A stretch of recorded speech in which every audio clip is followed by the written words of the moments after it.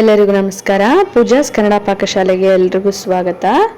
ಬನ್ನಿ, ಇವತ್ತು ನಾವು ಹಬ್ಬಗಳಲ್ಲಿ ಮಾಡುವಂತಹ ಬೇಳೆ ಒಬ್ಬಟ್ಟನ್ನು ಯಾವ ರೀತಿಯಾಗಿ ಪರ್ಫೆಕ್ಟಾಗಿ ಸಾಫ್ಟಾಗಿ ಬರುವ ರೀತಿಯಲ್ಲಿ ಮಾಡೋದು ಅಂತ ಹೇಳಿ ಇವತ್ತಿನ ವಿಡಿಯೋದಲ್ಲಿ ತಿಳಿಸ್ಕೊಡ್ತೀನಿ. ನೋಡಿ ಎಷ್ಟು ಚೆನ್ನಾಗಿ ಮಡಚಿದ್ರು ಕೂಡ ಎಲ್ಲೂ ಕೂಡ ಬ್ರೇಕ್ ಆಗ್ತಿಲ್ಲ, ಎಷ್ಟು ಸಾಫ್ಟ್ ಆಗಿದೆ ಅಂತ ಹೇಳಿ.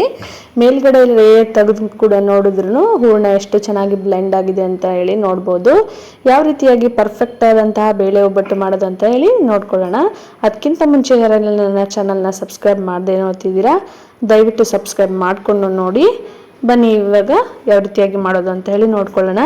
ನಾನು ಇಲ್ಲಿ ಅರ್ಧ kg ಆಗೋಷ್ಟು ತೊಗರಿ ಬೇಳೆಯನ್ನು ತೊಗೊಂಡಿದ್ದೀನಿ. ನೀವು ಕಡಲೆಬೇಳೆ ಕೂಡ ಯೂಸ್ ಮಾಡ್ಬೋದು. ಅರ್ಧ kg ಬೇಳೆಗೆ ಅರ್ಧ kg ಬೆಲ್ಲ ಆಗಿ ಅಳತೆ ತೊಗೋಬೇಕು. ನೋಡಿ, ಈ ಥರ ಅರ್ಧ kg ಬೆಲ್ಲ ತೊಗೊಂಡಿದ್ದೀನಿ. ನಾನು ಈಗ ಸೋಂಪು ಕಾಳು, ಒಣಶುಂಠಿ, ಏಲಕ್ಕಿ ಮತ್ತು 1-3 ಲವಂಗ ತೊಗೊಂಡು ಇದನ್ನು ಪೌಡರ್ ಮಾಡಿ ಇಟ್ಕೋಬೇಕು. ನೋಡಿ, ಒಂದು ಪಾತ್ರೆಯಲ್ಲಿ ಜಾಸ್ತಿ ನೀರನ್ನೇ ಹಾಕ್ಕೊಂಡು ಅದು ಕುದಿದಾದ್ಮೇಲೆ ನಾವು ತೊಗೊಳ್ತಿರತಕ್ಕಂಥ ತೊಗರಿ ಬೇಳೆಯನ್ನು ನಾನು ಕುದಿತಾ ನೀರಿಗೆ ಹಾಕ್ಕೊಳ್ತಾ ಇದ್ದೀನಿ. ಅದು ಬೇಯೋವರೆಗೂ ಬನ್ನಿ ಕಣಕನ ಮಾಡ್ಕೊಳ್ಳೋಣ. ನೋಡಿ, ಇಲ್ಲಿ ನಾನು ಮೈದಾ ಹಿಟ್ಟು ಯೂಸ್ ಮಾಡ್ಕೊಂಡಿದ್ದೀನಿ. ಮೈದಾ ಹಿಟ್ಟು ಬೇಡ ಅನ್ನೋರು ಗೋಧಿ ಹಿಟ್ಟು ಕೂಡ ಯೂಸ್ ಮಾಡ್ಕೋಬೋದು. ಒಂದು ಕಾಲು ಬೌಲಷ್ಟು ಚಿರೋಟಿ ರವೆಯನ್ನು ಮೈದಾ ಹಿಟ್ಟಿಗೆ ಸೇರಿಸ್ಕೊಳ್ತಾ ಇದ್ದೀನಿ. ನೋಡಿ, ಈ ಥರ ಚಿರೋಟಿ ರವೆಯನ್ನು ಸೇರಿಸ್ಕೊಂಡು ನೀಟಾಗಿ ಮಿಕ್ಸ್ ಮಾಡ್ಕೊಳ್ಬೇಕು. ಮಿಕ್ಸ್ ಮಾಡ್ಕೊಂಡಾದ್ಮೇಲೆ ಸ್ವಲ್ಪ ಕಲರ್ ಬರೋದಕ್ಕೋಸ್ಕರ ಅರಿಶಿನ ಹಾಕಬೇಕು. ಹೋಳಿಗೆ ತುಂಬಾ ಕಲರ್ಫುಲ್ಲಾಗಿ ಬರುತ್ತೆ. ಹಾಗಾಗಿ ನೋಡಿ, ಈ ಥರ ಮಿಕ್ಸ್ ಮಾಡ್ಕೊಂಡಾದ್ಮೇಲೆ ನೀಟಾಗಿ ವಾಟರ್ ಹಾಕ್ಕೊಂಡು ನೀಟಾಗಿ ಮಿಕ್ಸ್ ಮಾಡ್ಕೊಳ್ಬೇಕು. ಎಲ್ಲದನ್ನು ಕರೆಕ್ಟಾಗಿ ಮಿಕ್ಸ್ ಮಾಡ್ಕೊಳ್ಬೇಕು. ನೋಡಿ, ನಾನು ಯಾವ ರೀತಿಯಾಗಿ ತೋರಿಸಿದ್ದೀನಲ್ಲ, ನೀವು ಅದೇ ರೀತಿಯಾಗಿ ವಿಧಾನದಲ್ಲಿ ಮಾಡಿಕೊಂಡ್ರೆ ಸಾಫ್ಟ್ ಆದಂಥ ಪರ್ಫೆಕ್ಟ್ ಆಗಿರುವಂಥ ನಿಮಗೆ ಹೋಳಿಗೆ ರೆಡಿ ಆಗುತ್ತೆ. ಕಣಕ ಯಾವ ರೀತಿಯಾಗಿರ್ಬೇಕಂತ ಈ ಕಡೆ ಗಟ್ಟಿಯಾಗೂ ಅಲ್ಲ, ಈ ಕಡೆ ತುಂಬಾ ಸಾಫ್ಟಾಗಿನೂ ಅಲ್ಲ, ಆ ಥರ ನೀವು ಮಾಡ್ಕೋಬೇಕು. ಎಷ್ಟು ಸಾಫ್ಟಾಗಿ ಕಣಕವನ್ನು ಮಾಡ್ಕೊಳ್ತೀರೋ ನಿಮ್ಮ ಹೋಳಿಗೆ ಅಷ್ಟೇ ಸಾಫ್ಟಾಗಿ ಬರುತ್ತೆ. ನೋಡಿ, ಈ ಥರ ಹದದಲ್ಲಿ ಮಾಡಿಕೊಂಡು ಸ್ವಲ್ಪ ಎಣ್ಣೆ ಹಾಕ್ಕೊಳ್ಬೇಕು. ಎಣ್ಣೆ ಹಾಕ್ಕೊಂಡು ನೀಟಾಗಿ ನಾದ್ಕೊಳ್ಬೇಕು. ನೋಡಿದ್ರಲ್ಲ ಎಷ್ಟು ಸಾಫ್ಟಾಗಿ ನಾನು ನಾದ್ಕೊಂಡಿದ್ದೀನಿ ಅಂತ. ನೀವು ಇದೇ ಥರ ಮಾಡಿಕೊಂಡು ಒಂದು 10-15 ನಿಮಿಷ ಇದು ಹಿಟ್ಟು ನೆನೆಯೋಕ್ಕೆ ಬಿಟ್ಬಿಡಬೇಕು. ನೋಡಿ, ಇವಾಗ ನಂದು ಬೇಳೆ ಕುದ್ದು ಈ ಥರ ಒಂದು ಬೇಳೆ ತೆಗೆದು ನೋಡಿ ಸ್ಮ್ಯಾಶ್ ಮಾಡಿದ್ರೆ ಈ ಥರ ತೀಡ್ಕೊಂಡ್ರೆ ಎಲ್ಲ ಬ್ಲೆಂಡ್ ಆಗಿದೆ. ಇವಾಗ ನಮ್ಮದು ಬೇಳೆ ಕುದ್ದಿದೆ ಅಂತೇಳಿ ಇದರಲ್ಲಿರೋ ನೀರನ್ನೆಲ್ಲ ಒಂದು ಕಡೆ ಒಂದು ಸಪ್ರೇಟ್ ಪಾತ್ರೆಗೆ ಬಸ್ಕೊಳ್ಬೇಕು. ಬಸ್ಕೊಂಡಾದ್ಮೇಲೆ ಈ ಥರ ಬೇಳೆ ಇರುತ್ತಲ್ಲ, ಅದಕ್ಕೆ ಅರ್ಧ kg ಬೇಳೆಗೆ ಅರ್ಧ kg ಬೆಲ್ಲ ಹಾಕ್ಕೊಳ್ತಾ ಇದ್ದೀನಿ. ನೋಡಿ, ಈ ಥರ ಬೆಲ್ಲ ಹಾಕ್ಕೊಂಡು ಲೋ ಫ್ಲೇಮಲ್ಲಿ ನೀಟಾಗಿ ಫ್ರೈ ಮಾಡ್ಕೊಳ್ಬೇಕು. ಅದು ನೀರು ಬಿಟ್ಕೊಳ್ಳುತ್ತೆ. ನೋಡಿ, ಈ ಥರ ನೀಟಾಗಿ ಮಿಕ್ಸ್ ಮಾಡಿಕೊಂಡು ಲೋ ಫ್ಲೇಮಲ್ಲೇ ಉರಿಸ್ಕೋಬೇಕು. ಈ ಟೈಮಲ್ಲಿ ನಾವು ಪೌಡರ್ ಏನು ಮಾಡ್ಕೊಂಡಿದ್ವಲ್ಲ, ಏಲಕ್ಕಿ ಅವೆಲ್ಲ ಒಣಶುಂಠಿ ಎಲ್ಲ, ಅದನ್ನು ಈ ಟೈಮಲ್ಲೇ ಹಾಕ್ಬಿಟ್ಟು ನೀಟಾಗಿ ಮಿಕ್ಸ್ ಮಾಡ್ಕೊಳ್ಬೇಕು.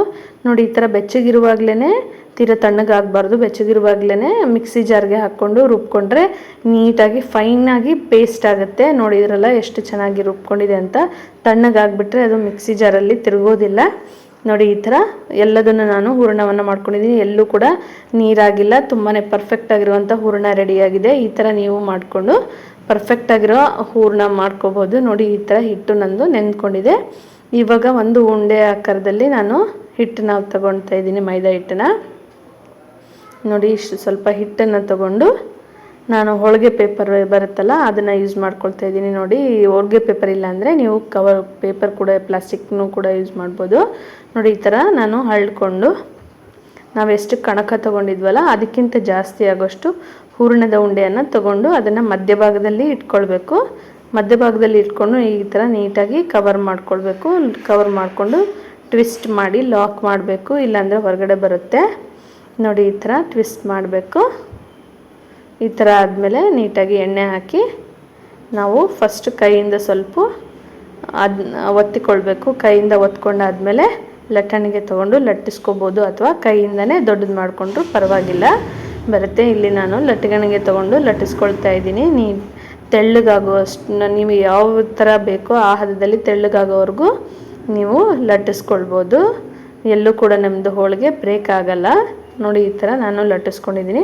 ಒಂದು ಹಂಚನ್ನು ಕಾಯಕ್ಕೆ ಇಟ್ಕೊಂಡು ಅದು ಹಂಚು ಕಾದಾದ್ಮೇಲೆ ಎಣ್ಣೆ ಸವರ್ಬಿಟ್ಟು ಮೀಡಿಯಮ್ ಫ್ಲೇಮಲ್ಲಿ ಇಟ್ಕೊಂಡು ನಾವು ಮಾಡಿರತಕ್ಕಂಥ ಹೋಳಿಗೆಯನ್ನು ಅದ್ರ ಮೇಲೆ ಹಾಕ್ಕೊಳ್ಬೇಕು.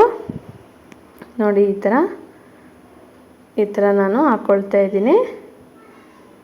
ಹಾಕ್ಕೊಂಡಾದ್ಮೇಲೆ ನೀಟಾಗಿ ಬೇಯಿಸ್ಕೊಳ್ಬೇಕು. ಎರಡು ಸೈಡು ತಕ್ಷಣವೇ ತಿರುಗಿಸ್ಬಾರ್ದು, ಇಲ್ಲ ಅಂದರೆ ಹೋಳಿಗೆ ಕೆಟ್ಟೋಗುತ್ತೆ. ಈ ಥರ ನೋಡಿ ಇದು ತೋರಿಸ್ತಾ ಇದ್ದೀನಲ್ಲ, ವೈಟ್ ಪಾರ್ಟ್ ಎಲ್ಲ ಹೋಗಿ ಈ ಥರ ಬೇಯಬೇಕು. ಈ ಥರ ಬೆಂದಾದ್ಮೇಲೆ ನೀವು ತಿರುಗಿಸ್ಬೇಕು, ಆವಾಗ ನಿಮಗೆ ಪರ್ಫೆಕ್ಟ್ ಆದಂಥ ಹೋಳಿಗೆ ರೆಡಿ ಆಗುತ್ತೆ. ನೋಡಿ ಈ ಥರ ಮೀಡಿಯಮ್ ಫ್ಲೇಮಲ್ಲೇ ಇಟ್ಕೋಬೇಕು, ಜಾಸ್ತಿ ಉರಿ ಇಟ್ಕೊಳ್ಳೋದ್ರಿಂದ ಸುಟ್ಟೋಗೋ ಚಾನ್ಸಸ್ ಇರುತ್ತೆ. ಈ ಥರ ನೀಟಾಗಿ ಗೋಲ್ಡನ್ ಬ್ರೌನ್ ಆಗೋವರೆಗೂ ನೀಟಾಗಿ ಎರಡೂ ಸೈಡು ಬೇಯಿಸ್ಕೊಳ್ಬೇಕು.